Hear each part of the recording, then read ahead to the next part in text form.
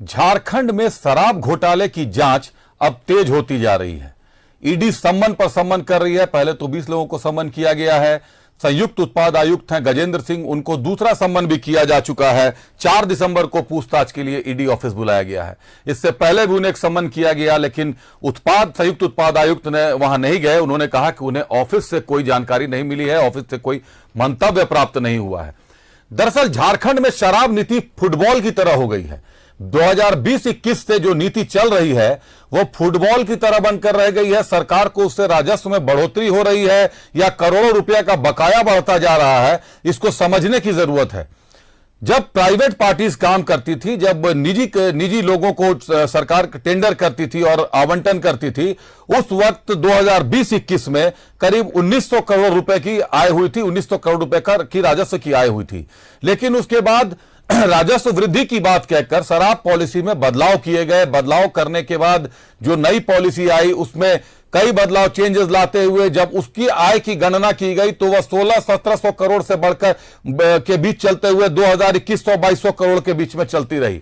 लेकिन इसी बीच एक नाम आया, योगेंद्र तिवारी का नाम, जो 24 जिलों में से 22 जिलों में उसके सिंडिकेट ने काम किया। योगेंद्र तिवारी झारखंड के लिए चिर परिचित नाम है। ईडी ने योगेंद्र तिवारी को गिरफ्तार कर लिया है, गिरफ्तार कर जेल भेज दिया है अभी। और योगेंद्र तिवारी वो कहानी है, वो व्यक्ति है जिसने महज 12 दिनों में ऐसी कंपनियां खड़ी कर डाली, ऐसे ट्रांजैक्शन कर डाले कि 24 जिलों में से 22 जिलों में योगेंद्र तिवारी के सिंडिकेट को काम दिया जाता है और वही सिंडिकेट काम करता है।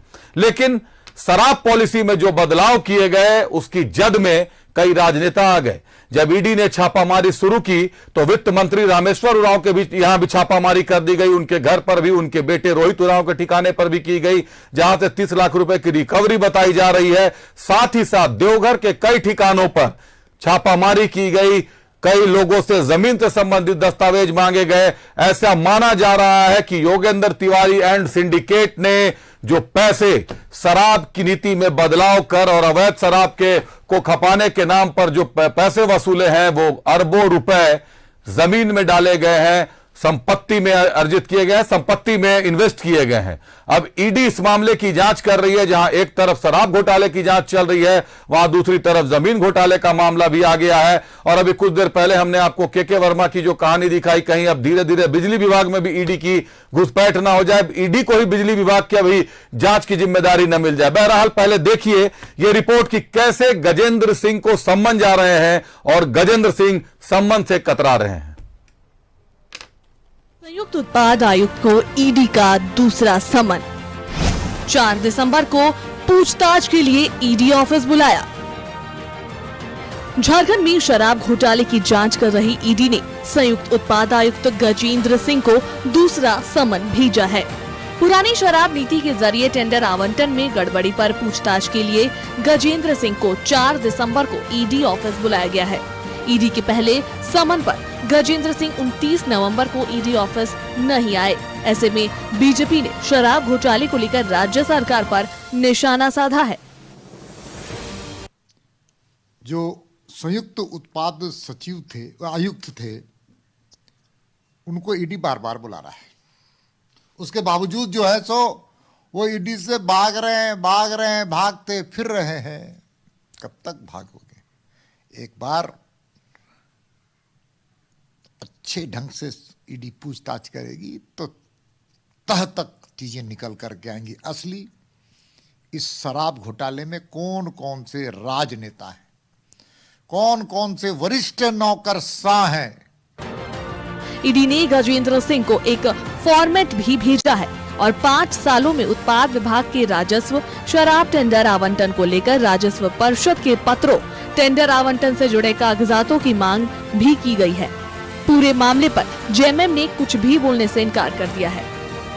जो भी केसेस हैं, जो भी आरोप है, वो जो एजेंसियां जांच कर रही है, उस पे कोई टीका टिप्पणी कोई राजनीतिक कार्यकर्ता तो उठे नहीं।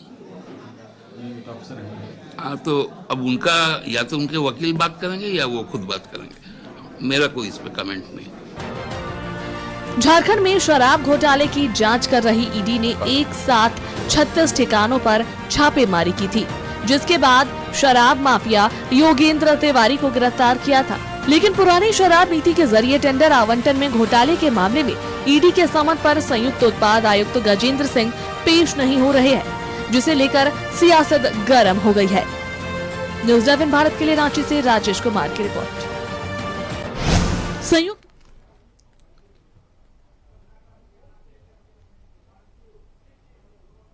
बहरहाल ईडी के सम्मन पर संयुक्त उत्पाद आयुक्त गजेंद्र सिंह ईडी के दफ्तर नहीं जा रहे हैं और यही काम राज्य में ऐसे पहले आईपीएस नौशाद आलम बने जिनको बुलावा ईडी का आया वो नहीं गए, उसके बाद दूसरे बुलावे पे खुद पहुंच गए और उन्हें बहुत क्लोज समय में बुलावा दिया गया था, बहुत कम समय का दिया गया था बुलावे के लिए और वो आनन फानन पहुंचे। उसी तरह गजेंद्र सिंह भी पहले सम्मन पर नहीं पहुंचे, लेकिन उनको तुरंत 4 दिसंबर का सम्मन दिया गया है। 4 दिसंबर को गजेंद्र सिंह जाते हैं या नहीं जाते हैं, यह एक बहुत बड़ा सवाल है। लेकिन जो सबसे बड़ा सवाल है कि शराब पॉलिसी से बदलाव हुए थे उसमें नाम किसके किसके और सबसे ज्यादा फायदे में कौन है, क्योंकि न्यूज़ 11 के पास ऐसी जानकारियां हैं कि उस वक्त वित्त विभाग के एक पदाधिकारी ने अपनी आपत्तियां दर्ज की थी और उन आपत्तियों को नजरअंदाज कर शराब पॉलिसी में बदलाव किए गए थे, कैबिनेट में लाया गया था। अब यह कैसे लाया गया था यह ईडी के लिए जांच का विषय है।